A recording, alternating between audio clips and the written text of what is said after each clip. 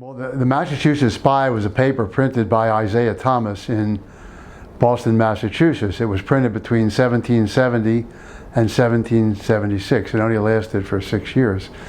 It was an anti-royalist paper. The British government tried to shut it down many times. It was the voice of the colonists who were trying to fight against Great Britain's taxes, and it really pushed for independence, which is why it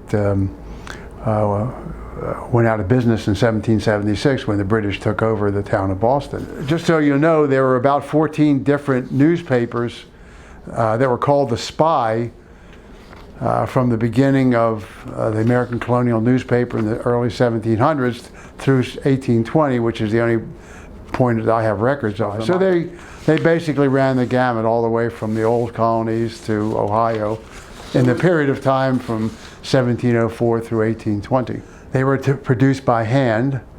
They were usually weekly newspapers, not daily newspapers, and they would set them individual letter by individual letter into blocks of type done by hand that would then be set into bigger blocks of type that would be done by hand. So they would start out the paper with a masthead, which was standard. They would change the date, which was easy to do. And then the news was printed as it came into the paper. So if the paper came out on a Thursday and the end of the Revolutionary War was on a Thursday, the news was not on page 1, it was on page 3 or page 4. So what was consistent throughout all the time and what they could print that they knew was going to go in the paper were things on the front page like advertisements and poetry and essays that didn't have to depend on news packets of mail coming in at a particular time, which was very irregular. So that's why you see things like poetry and advertisements and essays usually on the front page, with the news being placed as it arrived by mail, or by somebody would come over, the postman would come over and say, I've got a letter, you ought to read this is big news. Or the person who was printing the newspaper would get newspapers through the mail from other cities. They would be the reporters as such for the news around the country or the world. And then as the news came in, they would take and add it to the print block text. Headlines did not come into play until the late 19th century, early 20th century. And why is that? Well, that's because it wasn't until then that you had to attract people's attention driving by in cars.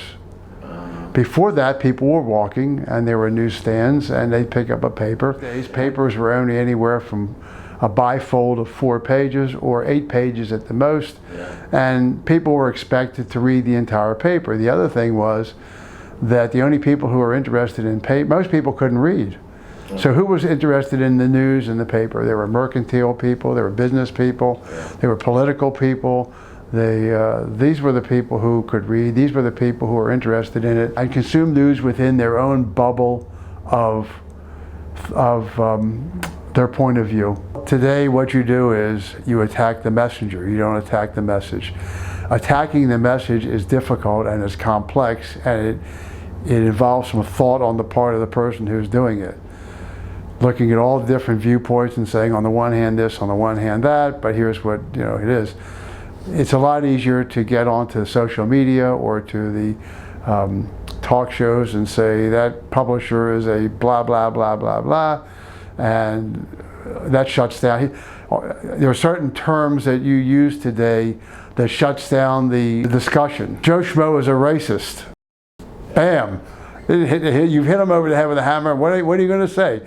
He's a Nazi. Bam. That shoots him down. What are you going to say?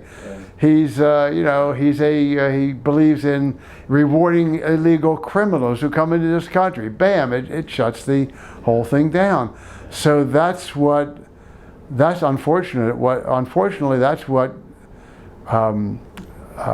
discussion now has become. And it's hard to get other people to listen to what you have to say, because people don't want to listen. They want you to listen to their point of view, and they don't want to listen to the fact that you may have a point of view that's different from them. I don't know how to change that.